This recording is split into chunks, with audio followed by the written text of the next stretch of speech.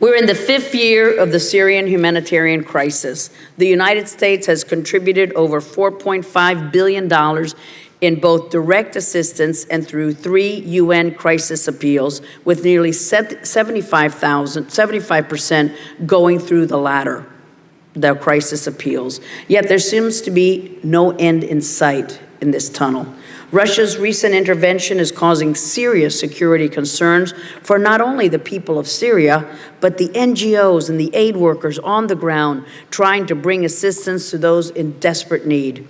The front lines are shifting and the battle lines are fluid, causing uncertainty and making it increasingly dangerous to deliver aid to certain areas and making it increasingly dangerous for Syrians who remain in their homeland. The situation has gotten so bad that we're now seeing Europe struggle to deal with its greatest migration and refugee crisis since World War II, as many fleeing the Syrian conflict are trying to make their way into Europe. But while the European crisis may be grabbing the headlines at the moment, let's remember that this crisis was not created yesterday. For years, the people of Syria have been impacted, and the Syrian refugee crisis has also impacted countries like Jordan, like Lebanon, Turkey, and Egypt. And yet many in the international community ignored these countries' pleas for assistance. These countries are more vulnerable because they have less capacity and less resources to deal with the crisis. Let's take Jordan, for example. About 630 Syrians have been registered by UNHCR, plus hundreds of thousands more that have already assimilated in Jordan, all of which pays an incredible burden on the kingdom to provide basic services to over 1 million new people. But with more and more refugees seeking to reach Europe from Syria and its neighbors, there will, of course, be those seeking to take advantage. We're now seeing smuggling networks popping up in Turkey, Lebanon, Libya, and elsewhere, turning trafficking in Syrian refugees into a billion-dollar industry, and also creating security concerns as we have no way of knowing who is being smuggled into Europe and elsewhere. And with President Obama's announcement that the U.S. will take in 10,000 Syrians, this also raises concerns for many in the U.S., especially in light of the FBI director's testimony to Congress last week that the U.S. may not be able to properly vet all of those seeking to come to our nation.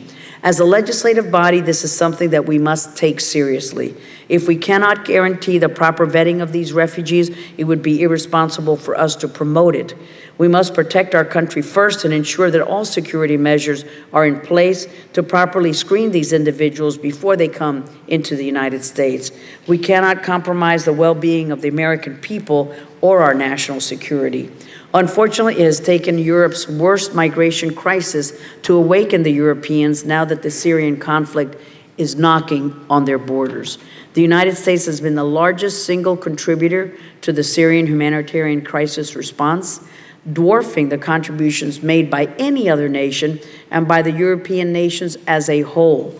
There's no way to tell how things may have turned out differently had other nations stepped up to the call like the United States did. Earlier this month, committee staffers traveled to Geneva to meet with many of the organizations that receive our assistance for the Syrian humanitarian crisis, and from their trip, one thing was clear. The response to the crisis has been dreadfully underfunded, with a nearly 2/3 funding gap. Of course, the problems we need to address are many, and they are difficult. And it's true that there can never be a solution to the refugee crisis until the underlying root causes are addressed. And that means finding an end to the fighting, an end to the terror, and the removal of Assad from power. But we need to be less reactive and start being more proactive. We need to start thinking of ways not just to address the refugees' most immediate needs, but the needs that they face in the years to come. And we can't do it alone. We need to press our European friends and our partners in the Middle East and Africa to step up and do more. We need to do a lot more to ensure that the needs of the host communities in Syria's neighbors are being met as well, because this has taken a very big toll on their resources, and it is leading to increased tension between the communities. There is a pervasive feeling of hopelessness and despair that will have a long-term impact on the region and beyond. Syrians, for the most part, want to eventually return home. According to some NGO implementing partners on the ground that have conducted surveys on this, some 90% of Syrian refugees reportedly state that they do have a desire to return home. But that desire may fade if the international community does not step up and do more to ensure that there is a safe home for them to return to, and to demonstrate that we are working toward a better future for those who have been impacted so severely by the Syrian conflict. And with that, I'm pleased to yield to the ranking member of our subcommittee, Mr. Deutsch.